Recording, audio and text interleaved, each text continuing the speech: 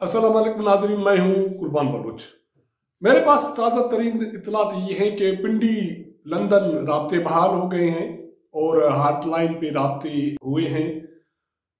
क्या होने जा रहा है सियासी मैदान में, क्या तब्दीली आ रही है और कुर्बान कौन होगा, ये बहुत सारी चीज़ें अब इस वक्त पॉलिटिकल जमातों के दरमियान चल रही हैं। ख़ास करके पीटीएम में ज़ेर बहस है और कुछ लोग बाखबर हैं और कुछ लोग इससे हवाले से पूछ रहे हैं कि क्या हो रहा है। इस हवाले से मैं अपने तरफ से तो कुछ नहीं कहूँगा। जो एक मुझे कहा गया या बताया गया, मैं उसी तनाजुर में, उसी अंदाज में आपको बताऊंगा कि क्या होने जा रहा है। उसमें कितना दमखम है, इसका फैसला आप कीजिएगा। जिन दोस्तों ने मेरा चैनल सब्सक्राइब नहीं किया उसको सब्सक्राइब कीजिएगा, शेयर कीजिएगा, वॉच कीजिएगा। तो बात हो रही थी कि कुछ दिन पहले कराची में मीटिंग हुई पीटीएम के रहनुमाओं की। पीटीएम की नहीं, ये कहा जा सकता है कि पीटीएम के दो इत्तेहादी जमातों की, पाकिस्तान पीपल्स पार्टी की और मुस्लिम लीग नून की। और वो इजलास था ज़िमनी इंतखाबात के हवाले से कि इंतखाबात में एक दूसरे को कैसे सपोर्ट किया जाए और उसके लिए जो हिकमत अमली है वो क्या हो। उसमें निसार खोरू साहब ने शिरकत की और नून लीग से शामुल शाह ने शिरकत की, बाकी रहनुमा थे। तो मैंने तो रहनुमा को फ़ोन किया कि पूछूं कि क्या हुआ उस मीटिंग के हवाले से, ज़िमनी इंतखाबात के हवाले से एक दूसरे को किस तरह सपोर्ट करेंगे। वो तो खबर मिल गई, जल्दी मिल गई, उन्होंने प्रेस कॉन्फ्रेंस भी कर ली। लेकिन आजकल मुझे लगता है कि पीटीएम में बहुत सारे लोग जो बाखबर है वो एक्साइटेड भी बहुत है। तो वो उसने पहले तो मुझसे पूछा क्या हो रहा है इस्लामाबाद में। मैंने कहा इस्लामाबाद में सर्दी तो कम हो रही है लेकिन कोई हालात, सियासी हालात कोई अच्छे नहीं लग रहे। लगता है कि कुछ गड़बड़ चल रही है और अब शायद सर्दियां जैसे खत्म हो तो उसके नताइज भी कोई सामने आएंगे। तो उसने बोलना शुरू किया, कहता है एज अ सियासी वर्कर मेरे पास इतला तो नहीं है लेकिन मुझे लगता है कि मुज़ाकरात शुरू हो गए हैं और मुज़ाकरात उन पार्टीज के दरमियान शुरू हुए हैं जिनके दरमियान बड़ी लड़ाई, शदीद लड़ाई थी। ऐसे कहा जा सकता है कि उन्होंने एक दूसरे के तरफ तोपों के का रुख कर दिया था और बम्बारमेंट हो रही थी और आपको अंदाजा होगा कि अचानक ये बम्बारमेंट रुक गई है। मैंने कहा किसके साथ? वो तो बहुत सारे अपोजिशन के और हुकूमत और एस्टेब्लिशमेंट, बहुत सारे फरीकें इस लड़ाई में थे। तो उसका ये कहना था कि पिंडी और जो लंदन के दरमियान जो फायरिंग थी या जो तोपों के गोले बरसाए जा रहे थे वो रुक गए और कम्युनिकेशन है वो बहाल हो गई है, राब्ते शुरू हो गए हैं। और मेरा अंदाजा है, ये वो सियासी रहनुमा कह रहा है, मेरा अंदाजा है कि मुज़ाकरात शुरू हो गए हैं। मैंने कहा क्या, क्यों, फिर क्या होगा? तो उसका ये कहना था कि मियां नवाज शरीफ जिन किरदारों पे सख्त तनकीद करते थे उनके दरमियान और पीटीएम के सीनियर जो कैडर के एक दो रहनुमा हैं उनके दरमियान चीजें एक्सचेंज हो रही हैं कि मुस्तकबिल के हवाले से किस तरह चीजों को हल किया जाए और एक दूसरे के जो डोमेन है उसमें मुदाखलत न की जाए। तो वो तो दोनों बच जाएंगे जो शदीद तनकीद के उसमें थे, निशाने पे थे। कुर्बानी का बकरा बनेगा खान साहब। मैंने कहा खान साहब को क्या हो गया, क्यों बनेगा? तो उसका एक कहना था कि आप इस सारी जो सूरत हाल बनी है, लगता तो ये है कि पीटीएम खामोश हो गई है, कुछ नहीं हो रहा, उसकी तहरीक बैठ गई है। ऐसा नहीं है, अंदरूनी खाना काफी चीजें चल रही हैं, तय हो रही हैं और यही नतीजा है कि पीटीएम में इंतखाबाती इत्तेहाद बन गया। ये सारी सियासी जमातें एक दूसरे को सपोर्ट कर रही हैं, एक दूसरे के मुकाबले में उम्मीदवार खड़ा नहीं कर रही हैं और इसका जो असर पड़ेगा, इम्पैक्ट पड़ेगा, वो पड़ेगा सेनेट के इंतखाबात में।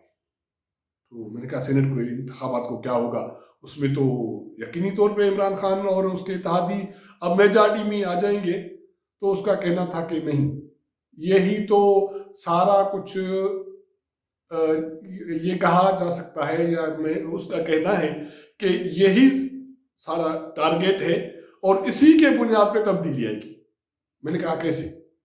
तो उसका कहना था कि अब ये जो ज़िमनी इंतखाबात हैं इसमें अपोजिशन वाले एक दूसरे को सपोर्ट करेंगे और लामाला 1-2 सीटें ज्यादा ले लेंगे, जीत जाएंगे। और दूसरी बात यह है कि यही ताउन सेनेट के इंतखाबात में जारी रहेगा और उसके नतीजे में हुकूमत का जो ये प्लान है कि वो मेजॉरिटी में आ जाएगी, वो प्लान नाकाम होगा और सेनेट की सूरत हंग पार्लियामेंट वाली होगी, हंग सेनेट ऐवान वाली होगी। इसका मतलब है कि ना कोई इतनी मेजॉरिटी हुकूमत को भी नहीं होगी और अपोजिशन को भी नहीं होगी, और दोनों जो फरीकें हैं उनको एक दूसरे का ख्याल करना पड़ेगा, एक दूसरे से मदद लेनी पड़ेगी और उस सेनेट के उस इंतखाबात को एज अ टेस्ट केस या रिजल्ट खान के सामने रखा जाएगा, उसको पेश किया जाएगा कि हुकूमत तो नहीं चली, ये सूरत हाल भी ठीक नहीं हुई, अब तो आपके जहाज भी जब्त हो रहे हैं कर्जों में और महंगाई आपसे नहीं रुक रही, माफिया आपसे कंट्रोल नहीं हो रहा, आपके वजीर और मुशीर आपका साथ नहीं दे रहे हैं, अल्लाह मल्लाह। बाकी जो था नतीजा आसरा था सेनेट का कि सेनेट में आप मेजॉरिटी में आ जाएंगे तो हम 18वीं तरमीम और दूसरे जो मामलात हैं उसके हवाले से कुछ चीजें ठीक करेंगे, बकौल उनके ठीक करेंगे। जाहिर है उनके लिए तो ये ठीक करना है ना, उनके लिए अभी भी 18वीं तरमीम कोई अच्छा अमल नहीं है। तो आप इसमें भी नाकाम हो गए हो तो ये आपका फेल्यूर रिजल्ट है, जाओ घर। तो उसका बकौल उस सियासी रहनुमा के, सीनियर रहनुमा है, मरकजी रहनुमा है सियासी जमात के, और कह रहा है आप देखोगे उसके साथ साथ ये जो केस है फॉरेन फंडिंग वाला, और फॉरेन फंडिंग नहीं ब्रॉडशीट भी, वो भी अब पानामा की शक्ल अख्तियार करेगा। तो इसका मतलब है कि इमरान खान के लिए मुश्किलात आगे और बढ़नी है, कम नहीं होने, और उसी के नतीजे में खान साहब की कुर्बानी होगी और वो होगी फिलहाल ये कहा जा रहा है इन हाउस चेंज की। अभी मार्च तक ये चीजें क्या चल रही हैं वो उस पर भी बात हो रही है कि रेड लाइन निकाली जाए कि सियासी जमातें, सियासी हुकूमतें उस रेड लाइन को क्रॉस नहीं करेंगी और इस्टेब्लिशमेंट और बाकी रियासती इदारे हैं वो सियासी मामलात में, हुकूमती मामलात में टांग नहीं अड़ाएंगी। ये चीजें अभी इन पे गुफ्तगू चल रही है। जैसे ये चीजें फाइनलाइज हो जाएंगी तो सेनेट के इंतखाबात भी हो जाएंगे और उसके रोशनी में बहुत सारा कुछ नक्शा चेंज होगा। मैं अभी ये प्रोग्राम करने के लिए सोच रहा था तो उसी जमात के किसी एक रहनुमा का फोन आ गया अचानक, शायद उसके कानों में कोई इस हवाले से कोई चीज पड़ी, तो वो मुझसे पूछ रहा था कि क्या होने जा रहा है। मैंने कहा मैं तो ये इस इशू पे, इस मौजू पे प्रोग्राम करने जा रहा था। कहता यार मैं भी सियासी एज ए कारकुन, मुझे भी ऐसे लग रहा है कि कुछ हो रहा है, कोई बातचीत चल रही है, लेकिन इसमें जो परेशानी की बात ये है वो ये है कि अगर लंदन वाला बैक फुट पे आया तो फिर तो सारी कई कमाई गई हमारी। तो मेरा कहना था कि ऐसा नहीं है, शायद वो बैक फुट पे नहीं है और यहाँ वाले शायद पाकिस्तान वाले बैक फुट पे हैं या वो थोड़ी कंप्रोमाइजिंग सूरत हाल पे आ गए। तो इससे ये चीज क्लियर हो रही है कि बहुत सारी चीजें पाइपलाइन में हैं और वो जैसे मैच्योर होंगी तो एक नक्शा लोगों के सामने भी आ जाएगा। अगर हमारा ये प्रोग्राम आपको पसंद आए तो अपने दोस्तों के साथ शेयर कीजिएगा, अपना फीडबैक दीजिएगा।